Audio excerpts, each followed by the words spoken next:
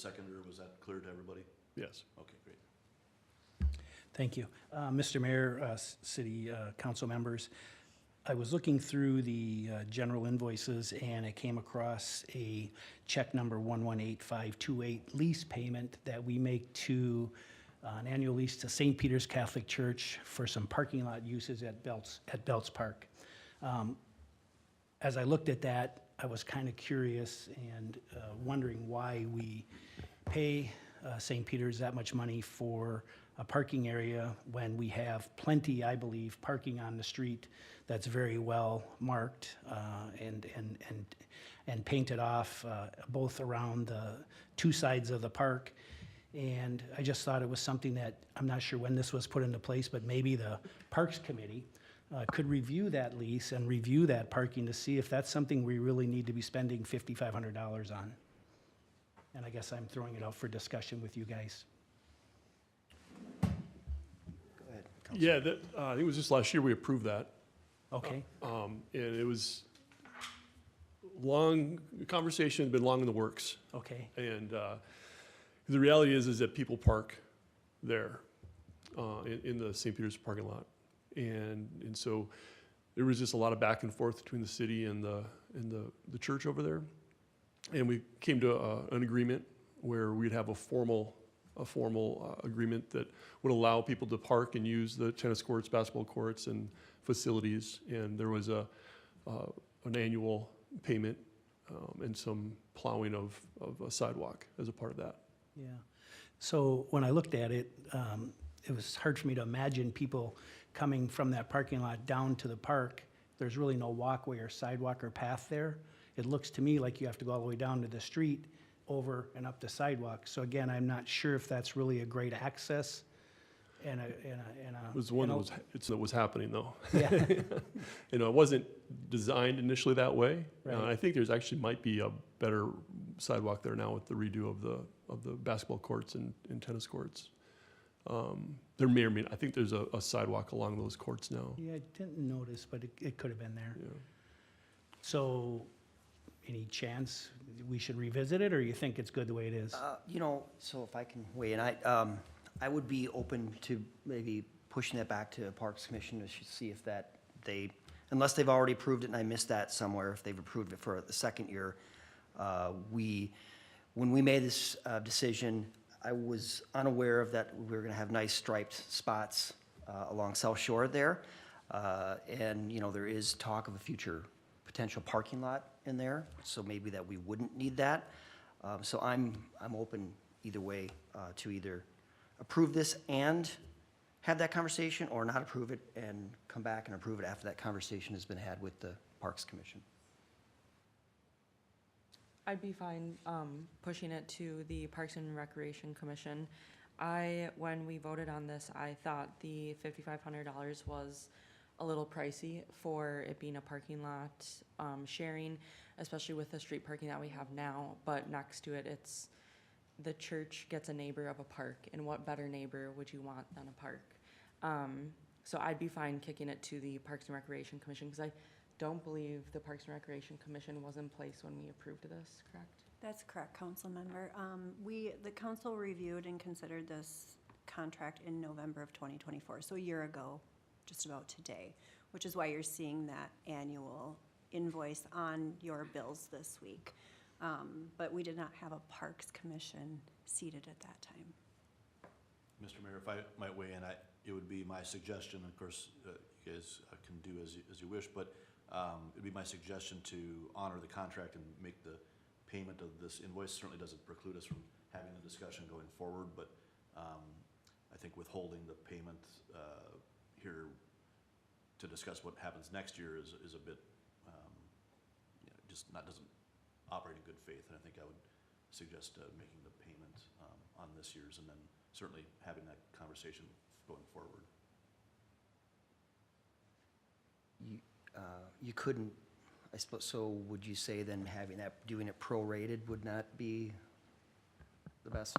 If let's say that decision was made? There's provisions in the contract for cancellation of the contract, a 60-day notice. And so, you know, after you went to the Parks Commission, and I know it's at the end of November, so we're up against that 60 days. And But I think just, you know, the invoice that's in front of you is for this summer, right? I mean, for all intents and purposes, which is over now that the pickleball courts are down. And so I think that would be that'd be my recommendation that you make that change. So this is back in the rears, basically paying this? I'm getting a head shake over there, so. Mr. Mayor, can I just clarify? So when the contract was signed last year, it included an annual automatic renewal. But there is provisions within the contract language that does allow for termination upon 90 days notice. And it's very clear that there is a reimbursement provision for any prepaid rent for the year. So the $5,500, which is on your invoices tonight, pays for this November to next November. However, if the city were to wish to terminate, we follow the termination language in the contract, we could get reimbursement. I would assume that'd be prorated. My mistake. Then that I mean, I'm comfortable with that. You know, if we can have the Parks Commission, will honor this, have the Parks Commission have that conversation and their suggestion to us, and then we have the ability to get that money back after if we decide not to move forward. I just think it's prudent to review it. Okay. So that we need a motion on this then, correct? On this particular- I would make a motion that we refer the lease with St. Peter's Catholic Church for the parking lot usage back to the Parks Commission for their review and their opinion to come back to us at council for approval. I'll second. Can I make a friendly amendment? I think we're looking for an approval of the city invoices, so approving item 7A with that condition. I'm sorry, yes, approving the, And Mr. Mayor, I know Dave has some updated information on Okay. kind of where we're at for the year. Just background for the Castlewood agreement, I don't know if you read through the agreement at all. We hired this, or we have this agreement with the management group, and we guarantee them basically $50,000 by the end of the year. If we're short of $50,000 profit, then the city would pay them to true it up to $50,000, and anything we're above $50,000, the city and the manager splits that profit. So when we initially started, the first 2 years, we paid them to true up to that $50,000. Last year, there was a profit of a little over $3,000 that was split. And at this point in time, through October, we're $26,000 positive. So it's been trending year after year above. This is the first year that the simulators have been running all year long. They started halfway through one year when they didn't have any leagues. So this isn't even accounting for if they have fall simulator leagues as well. So I don't see us profiting much more between now and December just because they're not golfing anymore. But I think last year they lost about $6,000 between now and the end of the year just paying wages and utilities. But I would think we'd have probably a split profit around $20,000. It's pretty much our only park and recreation thing that is actually making money for the city. So it's a quite good. Out whether or not the irrigation, we do something next year or wait, or that's still, we'd have to decide that next year once we get things fired back up? Yep, it's in the CIP for $900,000. That's the estimated cost to replace the entire irrigation system. The Parks Commission did not recommend that project go forward until an audit was done. So they directed staff to get a contractor out there to audit the entire system to see if, in fact, it is completely shot, or if some of it is salvageable, or there's different ways that could be fixed more or less expensively. So once spring comes out and that irrigation is up and running, we will find a contractor to kind of do an evaluation on that, bring our findings back to the Parks Commission, and then get kind of what their thoughts are on that expense. It's an old system and it's still hand watering, so I mean, most of us go to bed and our irrigation happens overnight, and most golf courses, they're out during the middle of the day putting in quick connects, watering greens, so it's just technology and the age of that is. A couple years ago, we went through and fixed a lot of those panels or those posts. It's probably due for some more. It's getting to that point where the weed whip have taken those posts down to almost nothing. Probably to that point of either replacement and We've had a couple incidents too of cars getting hit with golf balls and a couple insurance claims that there may be a discussion point of putting up, a netting there or something off that last tee box as well, number 9. So it's another CIP project, but it's something as we develop our CIP next year to probably include that in, at least get costs on that. And I think Public Works for sure will at least fix the ones that are, have fallen out of the posts and at least get it looking not so horrid, but at some point I don't think we can fix it anymore. It'll just fall over, so. Any other questions on this? Yeah, I have a lot of questions, but, so I don't know this. So golf course hasn't made the city a lot of money over the years, and it's not gonna make money for many more years if we go and invest $1 million into it. Besides raising the fees for golf, there's gotta be some other options. And I love the golf course, don't get me wrong, I golf there a lot.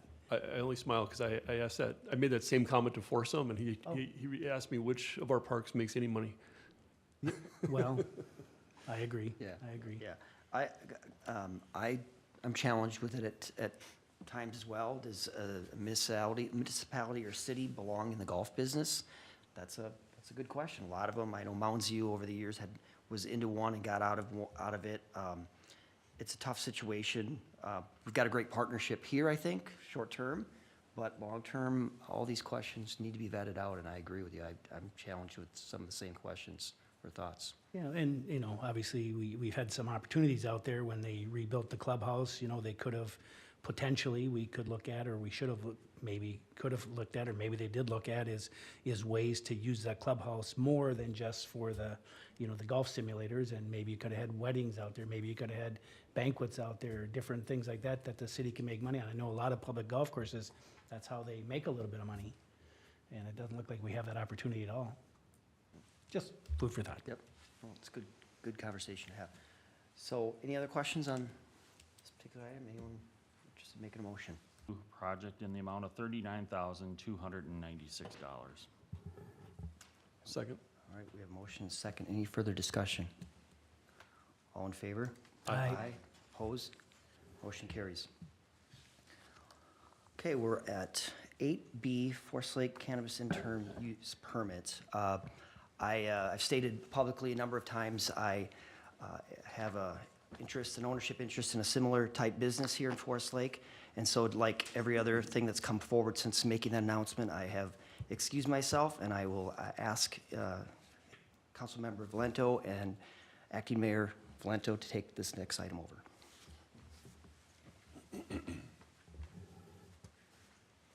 And we will take a few seconds for Mayor Roberts to step out of the room.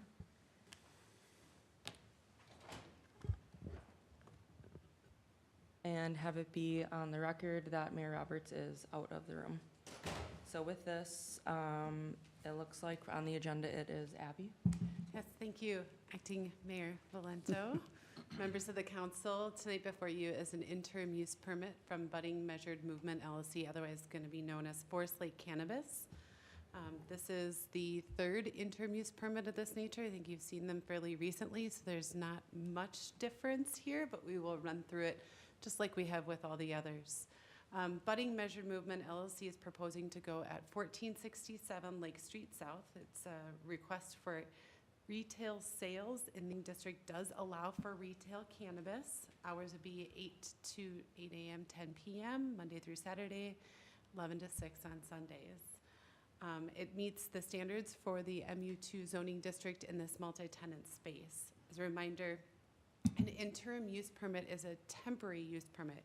It doesn't run with the land forever. There is an expiration. And the reason we've zoned or using the interim use permit tool is that the city believes that there could be changes at the state level, and we want to be able to have that flexibility with these types of uses, that if there are statutory changes, that we aren't locked into some of our uses for forever, and then we can reevaluate these as time goes on. Tonight, the action before you is to approve table or deny or table the IUP. So a quick review summary, departments reviewed this. The security plan was approved by a police department. Interior building permits will be required.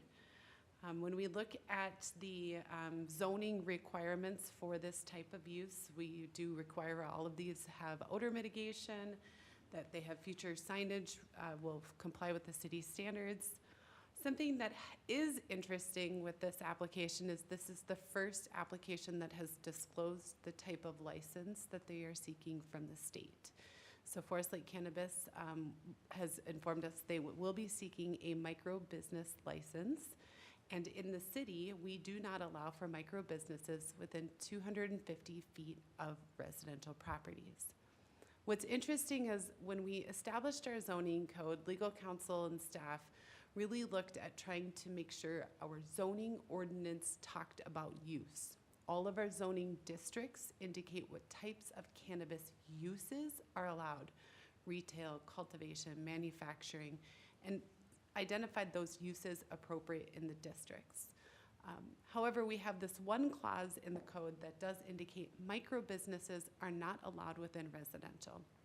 And Amanda might be able to speak a little better. It's been over a year now that we drafted this, but I do believe when we drafted this, we did that because we knew that micro businesses, along with some of the other types of licenses, state licenses, micro business, meso business, the distribution, the transporter, their first meeting in January